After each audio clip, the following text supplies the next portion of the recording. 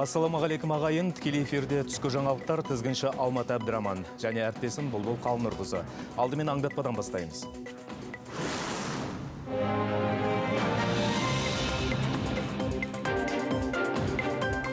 Ақтау маңында болған ұшақ апатына қатысты қылмыстық іс қозғалды. Бортта қанша Қазақстан азаматы болған? Апатқа не себеп болуы мүмкін?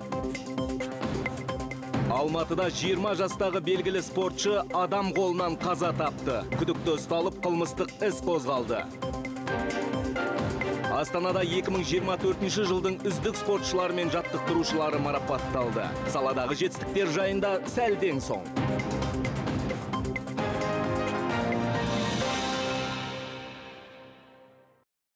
Осы және өзгеде жаңалықтар алдағы 15 минутта. Ақтауда Бакуден Грозныйға бағытталған ұшақ апатқа ұшырады. Қазақстанның төтенше жағдайлар министрлігі мәлімдегендей, бортта 69 адам болған. Оның 5-еуі экипаж мүшесі. Әзірге 2 баламен қоса санағанда 29 жолаушының аман қалғаны айтылды. Олардың басым бөлігінің жағдайы өте ауыр. Ал президент Қасым-Жомарт Тоқаевтың тапсырмасымен Ақтауға Астанадан санитарлық авиация жіберіліп, зардап шеккендерге барлық қажетті көмек көрсетілетін болды. Сондай-ақ вице-премьер Қанат Бозымбаевтың басқаруымен мемлекеттік комиссия құрылады. Айта кетейік, әзірбайжандық авиакомпания ұшақ бортында болған азаматтардың тізімінде жариялап үлгерді. Ресми мәліметте олардың 16-сы Ресей, 37-сі Әзірбайжан мен 3-інің Қырғызстан азамат екені анықталды. Тағы 6 жолаушы қазақстандық. Үшінші ранг бойынша Маңғыстау облысы төтенше жағдайлар департаментінің барлық техникалары осы оқиға орнына келді және апаттар медицинасы орталығының қызметкерлері жұмыстарын жасауда. Жолаушылардың тізімі нақтылануда. Маңғыстау облыстық денсаулық сақтау басқармасы ұшақ бортында баллон жарылған деп ақпар таратты. Дегенмен, әзірге бұл туралы ресми мәлімдеме болған жоқ. Ал полиция аталған жағдайға қатысты қылмыстық іс қозғады. 7 науқастың жағдайы өте ауыр, оның ішінде 2 бала. Барлық медициналық көмек толық көлемде көрсетіліп жатыр. Жедел медициналық көмектің барлық составы жұмылдырылған.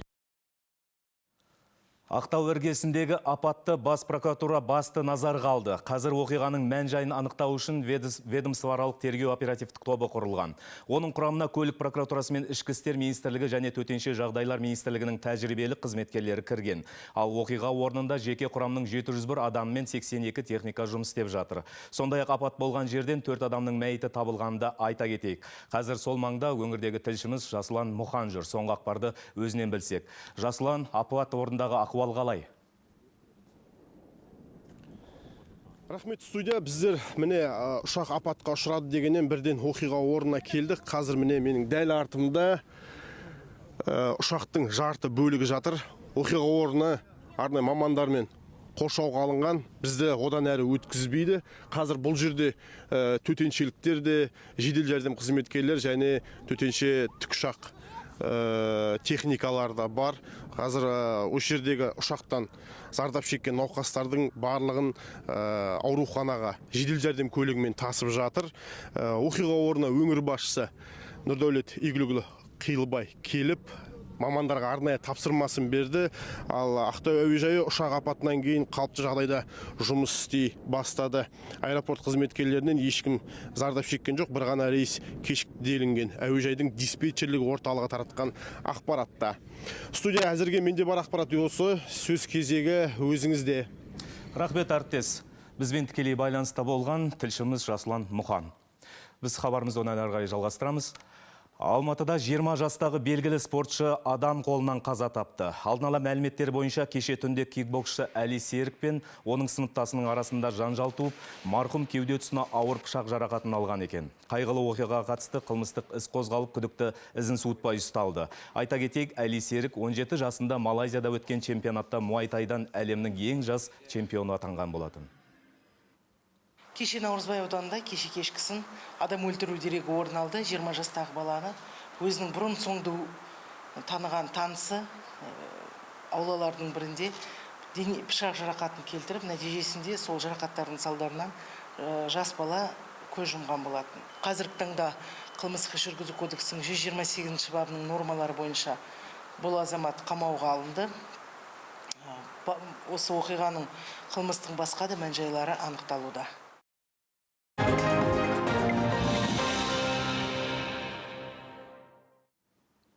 Астанада 2024 жылдың үздік спортшылары мен жаттықтырушылары марапатталды. Жүлделі болғандардың арасында Париж Олимпиадасының алтын алған Елдос Сметов пен Давид Дегтяров бар. Сонымен қатар спорт саласын дамытуға үлес қосқан қайраткерлер де бұл шарада мақтаусыз қалмады. Өмір Серікбекұлы топ жарған мамандармен тілдесіп келген еді. Сюжетке зер салайық.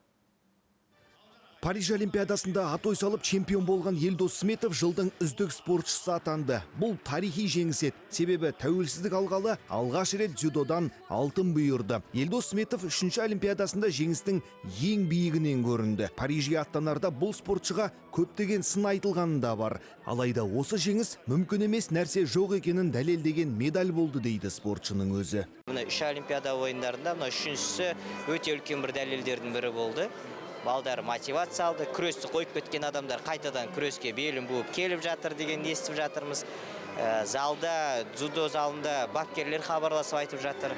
Кішкентай балдардан аяқ алып жүре алмай қатып, залымызға балдар сыймай жатыр деген сияқты. Бұл үлкен бір мотивация болды деп ойлаймын. 2024 жыл қазақстандық спортшылар үшін жемісті жыл болды деп айта аламыз дейді сала мамандары. Себебі Париж Олимпиадасында ел қоржынына біраз медаль түсті. Осы жолғы Олимпиадада жалғыз алтын медаль бұйырды. Оны әуелде айтқан Елдос Сметов алды. 3 спортшымыз финалға шығып, күмісті қанағат тұтса, тағы 3 отандасымыз қола медаль иеленді. Қазақ спорттық гимнастикасының тарихында алғашқы рет медаль алды. Бұл өте үлкен жетістік, өйткені спорттық гимнастикада әлемде бәсекелестік өте мықты. Назым Қызайбай, Демеу Жадыраевтың күміс медалін айтуға болады. Және біздің семсерлесу шеберлеріміз 5-ші орын алды. Бұл да бүкіл әлемнің мықтылары қатысып жатқан додада мұндай жетістікке қол жеткізу екінің бірінің қолынан келе бермейді. Биыл Париж төрінде паралимпиада спортшыларымыз да топ жарды. Францияда 44 отандасымыз 9 спорт түрінен ел намысын қорғаған еді. Сөйтіп қазақстандық паралимпиадашылар 2 алтын, 3 күміс, 4 қола жеңіп алды. Жеңіс тұғырынан көрінгендердің қатарында Ақмарал Науатбек те бар. Ол биыл спортта үздік серпін премиясымен марапатталды. Көбісі үміттенді, сенімді ақтағаныма қуаныштымын, өзім жанкүйерлерімнің, отбасымның, барша халқымның.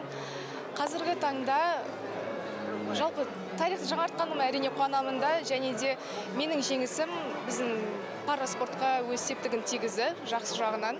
Париж Олимпиадасынан кейін ізін ала Қазақстанда 5-ші дүниежүзілік көшпенділер ойыны өтті. Байрақты бәсекеге әлемнің 100-ден аса мемлекетінен 2000-нан көп спортшы бағын сынады. Жаһандық жарысты жариялау үшін 1000-жарымға жуық журналист жұмыс істеді. Оның ішінде 300-ден көп тілші, шетелдік бұқаралық ақпарат құрал өкілдері. Бұл көшпенділер ойындарының жалпы әлемдік аренада деңгейі өсет деген сенімдеміз. Ол бізге бәсеке үшін өте қажет. Яғни біздің спорт түрін таныған елдер біздің мәдениетімізді, біздің осы дайындығымызды, біздің салт дәстүрімізді таниды. Яғни біз танытуға сондай белсенді жұмыстар атқарып жатырмыз. Ал алдағы жылы ақпан айында қазақстандық спортшылар қысқы Азия ойындарына қатысады. Сонымен қатар ислам ойындары мен қысқы спорт түрлерінен жарыстар бар. Қазір отандық спортшылар байрақты бәсекеге дайындықты бастап кетті. Өмір Серікбекұлы, Нұрлан Өтегенов, Дастан Темірбекұлы, Алматы телеарнасы, Астана. Бүгін Алматыда жазушы Бигелді Ғабдуллиннің «Қаңтар 22. Сәтсіз мемлекеттік төңкеріс және ұлттың оянуы» атты кітабының тұсауы кесілді. Туынды қаңтар оқиғасының желісімен жазылған. Сондай-ақ наразылық шаралары тереңінен зерттеліп, жан-жақты талданыпты. Жазу барысында автор елдің барлық аймағын аралап оқиға куәгерлерімен тілдескен. Әуелдегі мақсатым халыққа қанды қақтығыстың мән-жайын ашу еді дейді автор. Халықтың арасында әлі көп сұрақтар толғандырады. Бір мозаика десек, әлі дейін осы қаңтар туралы әлі жоқ.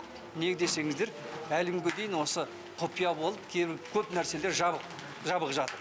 Сондықтан мен өзім алдыма қойған мақсатым осы қаңтар туралы, қаңтар 22 оқиғасы туралы кең бір спектр сол туралы жазып, сол туралы шындықты толтырып жазым келді. Он выстроил хронику развития событий.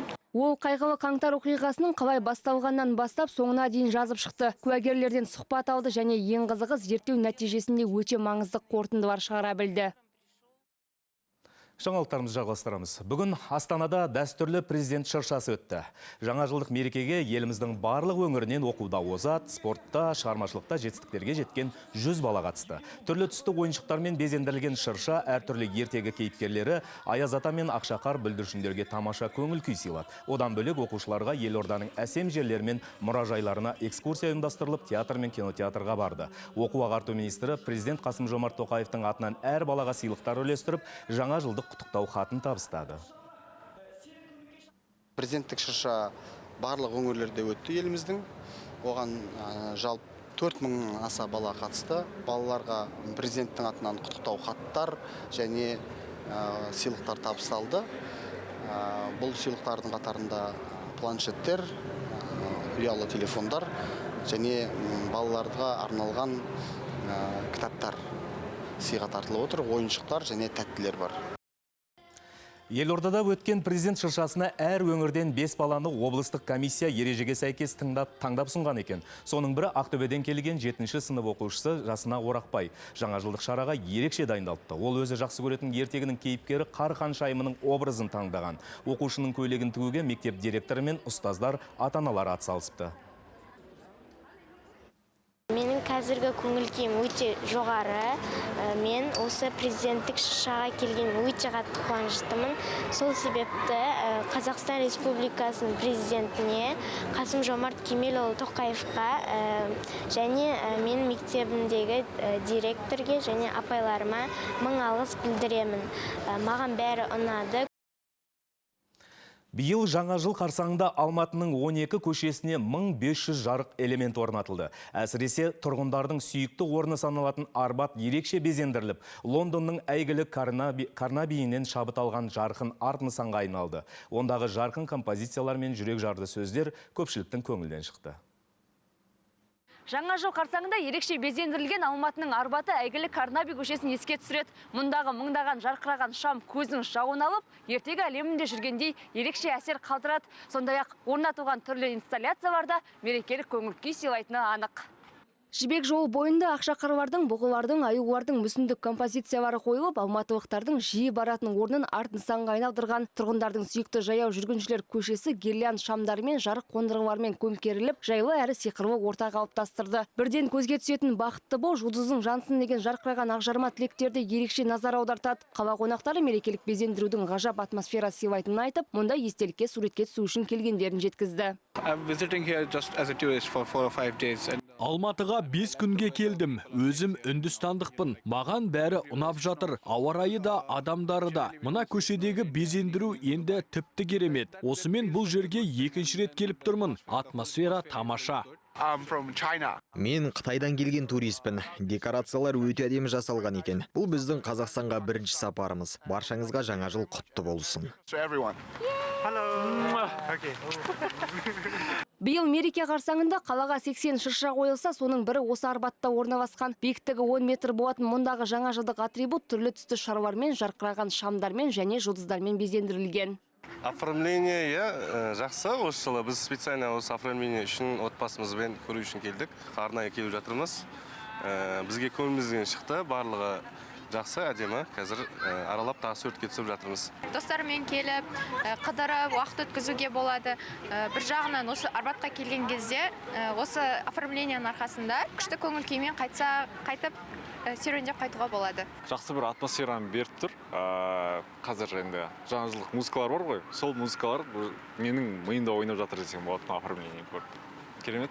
Жыл соңына дейін Арбатта жәрмеңкелер, көрмелер, концерттер ұйымдастырыла бермек. Еске салайын, биыл шаһарды безендіруге 800 миллион теңгеге жуық қаржы бөлінген еді. Жарқыраған шамдар мен басқа да элементтердің арқасында көшелер мен алаңдар әсем күйге еніп, керемет көрініс беріп тұр. Жансая Олжабек, Ғани Қалуов, Алматы телеарнасы. Әзірге айтарымыз осы. Егер бөлісетін ақпараттарыңыз болса, төменде көрсетілген телефон нөміріне хабарласыңыздар. Келесі кездескенше аман болыңыздар.